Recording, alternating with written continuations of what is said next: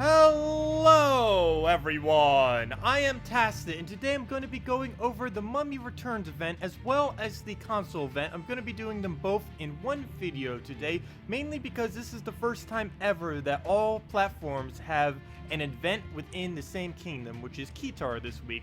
This has actually never happened before, so let's get into this. Of course, I'll be doing the PC and mobile content first, and then I will shift over to the console ones after that. I'll put a timestamp in the description below if any of you console players want to switch to that.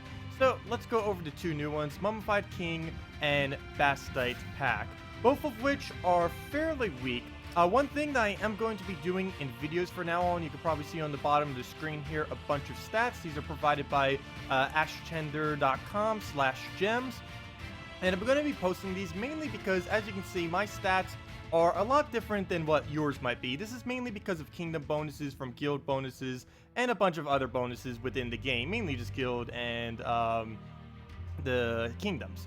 But as far as the stats, you can see they're a little bit unaligned from a 17. But as you can see below, the stats below are the base value for it with absolutely no bonuses. So that will help you tell what your scaling will be of these actual troops. But anyways, Mummified King, as I said, both of the new ones on PC Mobile this week are pretty much useless. All this does is deal damage to an enemy and then death marks itself, which is very, very bad compared to some other things that you can get for that value. He is really good with the other troop that was added. One noteworthy concept about him is he does have necromancy, so he will be good in soul farming teams. But other than that, he really doesn't have any purpose unless you really need some kind of necromancy on a yellow-purple, or if you just need yellow-purple trade stones this week, or just to upgrade anything in general. So let's go now to the Bastite pack. Bastite is set up to synergize very well with the Mummy, who transforms all greens to purple, and then also transforms all yellows to skulls if and only if an ally has death mark on it. She's the first to really have a condition like this. She also has, assuming that there is a death mark on the team, the lowest double transfer mana cost in the entire game. Most of the troops that do a double transfer like that cost 18 mana currently, where she is only 13, though she does have the trade-off of needing an ally to be death marked. So you'd mainly only use her if you have or facing a enemy that has death mark, or if you want to use Mummified King. But in most instances, you'd probably only use her as a counter to Deathmark itself. As far as traits, nothing too particularly good. She does have Bless, which will help some, just to hopefully give you some magic or stat that you actually need. And it does have Magic Link, which it does transforms all green to purple, which will help quite a bit in that. So let's give out the redeem code today. GWQVC2 J and 4I, and that gives the normal reward for the first 250 people on PC and mobile of 2 treasure maps, 1 gem key, 200 souls, and 2,500 gold.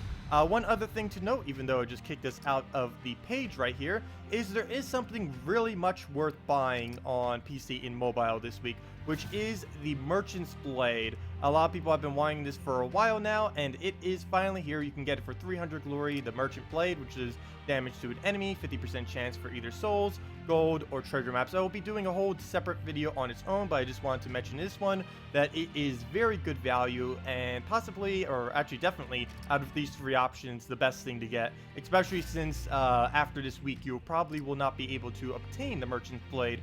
So you definitely want to obtain it now, and consoles will get it eventually. Anyways, let's go now and show a team with this. There really isn't that many options, mainly because the Mummified King, they basically can only ever be used with the Bastite Priestess. Any other team with him would be essentially useless. So we're going to be starting out with a Soul Farm team, Mummified King, Dragon Soul, Bastite, and Keeper of Souls.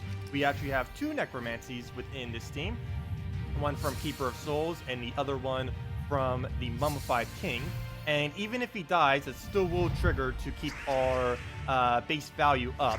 It just doesn't trigger at the end of the match to give you even more souls. So even if he dies, we're not going to be losing too much souls overall. Mana surge. So we are set to the standard Dragon Soul banner, which is the double purple, +1 red, -1 yellow, mainly because we already convert that out if we happen to have someone death marked. Normally, I like to keep her ability, or not cast her, or not cast the Mummified King, I mean, until we have her ability up. Otherwise, there's a chance he's just randomly going to die to his own Death Mark, which we do not want to do. So we're going to try getting Dragon Soul up, which we've already done, and just kind of go from there. Cast that out, get the mana we need, and we are 3 mana short, and we do get it on the Cascade. So we can do the combo now, assuming that there is an alignment. Okay, so it does do all green to purple, so we could get an extra turn there if we want. Though, if we wait, we could get an extra turn on that. He'll likely use... it depends what he uses here. If he uses his Treant, we'll be good. But if he uses Night Coronet, he will completely mess us up. So let's hope he uses the Treant, and that Death Mark doesn't randomly kill us, which can also happen. Ooh, he does go for the Night Coronet, so that does ruin that slightly. But we should be able to still get that extra turn off the skulls. Yes, we can. So we will be able to use the second part of her ability now. Now that we have something with a Death Mark on our team, she now transforms all yellows to skulls. She, of course, still does the green to purple. So for only a 13 mana cost, she will be able to do the double convert, just like this. Get ourselves an extra turn, get us some more purple on the board, which he just removed. Even though he just removed it, we already have the build filled with like half purple already, getting a good cascade, and now we can kind of just go from there. Use that on red, and just keep going. We should have probably taken that extra turn of blue right there. That was a mistake. We could have had all of our mana up, but we can just take it right there and get the map and more skulls. Wow, what are these cascades? It was like an 8 times cascade right there. So we can cast her again. One really good thing about this is if you keep getting her mana back like that, she still retains that double convert for a very cheap price, which does make her viable. Not so much the Mummified King. As you can see, this is basically the only team you could ever really try to use her in, is a Mummified King plus a Bastite Priestess. Otherwise, the other one won't really be able to do anything. So we do not have a convert right here. Yeah, that's not going to be an extra turn, so we might as well just Dragon Soul it. Hopefully he will retain his Death Mark and not die to that Death Mark. There's 2 chances going here that are both going to be bad. The 10% chance every single turn that he could die, and the accumulative 10% chance that he will just cleanse the Death Mark off himself, which would also not be beneficial, because that means as of right now, since he's dead also, that we cannot get the Skull Convert anymore, unless he has something that actually places Death Mark, which he does not, which is why she's basically a anti-Death Mark like trope. So we'll just take those blues, get our skulls, and just kind of end it out now via the skulls. Get our mana there. We still have, of course, the green to purple convert. That is all she can do now, though, since we do not have any way to get a Death Mark onto anything on the team. So we're just probably going to do Dragon Soul or Keeper of Souls if we can get alignment here, which we can. We'll use that on Brown, and then Dragon Soul away the rest of the board. We'll get enough to be able to kill him. I will take these skulls, hoping that we get a drop skull. Come on. There we go. Perfect. That's exactly what I wanted. And there goes Keeper of Souls, making a white a little bit late. But one thing to note about that white is that white also has the ability to gain souls. So he could have helped giving us the last of our souls, or just use the Dragon Soul cast, which also would have gave us the last of the souls that we needed. So let's go now over to the console changes, or should I say additions. So I am just going to be showing one team for that as well, and there were 2 troops added. The Setite Warrior and the... I actually completely forgot what the other one is off the top of my head. And the Anabite Warrior. Anabite Warrior summons a level 20 Fortress Gate, then removes all skulls from the board, gaining 1 armor per skull removed. You don't normally use this that much. You can use it on a defend team. He does have the defender bonus and everything like that. He is very, very, very slow to use on an invading team, which is why I would not suggest doing so for something like that, mainly because Fortress Gate doesn't have that much offensive ability. He doesn't have any offensive ability, so you're going to be slowing yourself down a lot if you try using this in your actual PvP team or in any kind of team in general. Unless it's your defend team, you really don't have any reason to use him within your composition.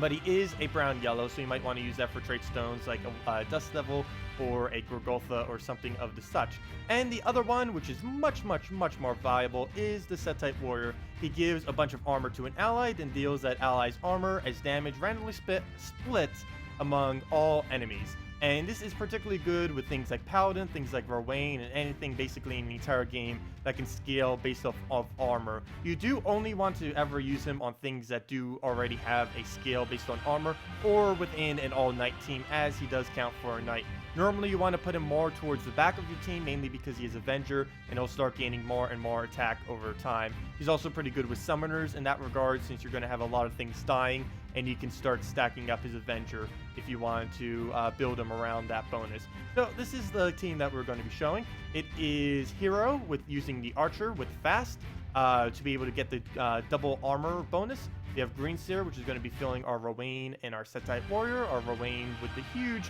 2x boost ratio on armor, and our Setite Warrior to boost her up with both armor, and we'll be doing damage based on her excessively high armor from the Golden Cog, and himself just giving it to it. So that's what we're going to be doing here. A little bit of a harder team. He's using a triple mythic team with a Carnix up front. Luckily, the Carnix shouldn't be too big a deal, but triple mythics, that might get a little bit annoying, especially if they start denying us stats that we actually need. So we do get these skulls off the bat, and if you are using a fully traded archer, you could just use your hero in just generally anything up here, but I am using it with an archer simply because it has that fast trait, which works good with any weapon, particularly ones that don't scale off of magic at all, and he has that 15% chance to instantly kill, and this does hit through impervious too. Really wish I could have gotten it there to show that, but obviously only 15% chance. That is very, very unlikely. But when it does happen, an instant kill hits through impervious and is absolutely insane. So we'll get those purples. We'll be able to get a Green Seer cast here. Probably going to use it on... We can use it on brown or yellow here. I think I'm going to use it on brown. Hopefully we'll get a Cascade that'll actually give us yellow. If not, we'll just be able to buff up from there. He'll take those skulls. We'll get those greens, so that'll be nice. We'll just take this buff up on our Rowan. He'll just take out the skulls. We'll get some of these nice greens and go from there. Even more green and blue. And we'll take it this way. Actually, it didn't even matter if we took it that way or not. I forgot our Rowan already has maxed out on that. And now we can go for the double. I'm going to ignore those skulls right there. Not too concerned about them. Actually, we can go one turn. I'll do it. There we go. That's the bullseye I'm talking about. Right through impervious. And it just instantly kills. So we'll give our... double buff right there, and that should be team wipe now that we got rid of all that HP and armor that Carnix had. So all we really had to do was take a couple skulls, use Setite, or use each one basically one time, and then just cast, and that should be the team wipe already. And yep, that is the power of the Setite Warrior, though that was somewhat Golden Cog. For any of you that do not know, you get Golden Cog at 40 red, 40 yellow. If you do not have Golden Cog, you can pretty much just use your hero with a red weapon, or pretty much any red troop up front. You don't really need Golden Cog to, or the Archer class or anything like that to really make this team work. But of course, it does speed it up, as you saw there. We were able to get that double armor buff, and that essentially just gave us the one shot between the bullseye and the double armor buff. But of course, you can just use it a Rowan twice for the Setite boost, and that would also be enough to be able to do the same effect. Anyways, that'll wrap it up for this video. If you guys have any questions, feel free to leave it in the comment section below. Also, let me know what you thought about those stats at the bottom there. Are those helpful at all? If so, I will start doing those pretty much every single event video and any time that troops got added. I didn't do it for the console side, but I will be doing it whenever we get them on PC and mobile. Anyways, that'll wrap it up for this video. Thank you all so much for watching, and have a wonderful day.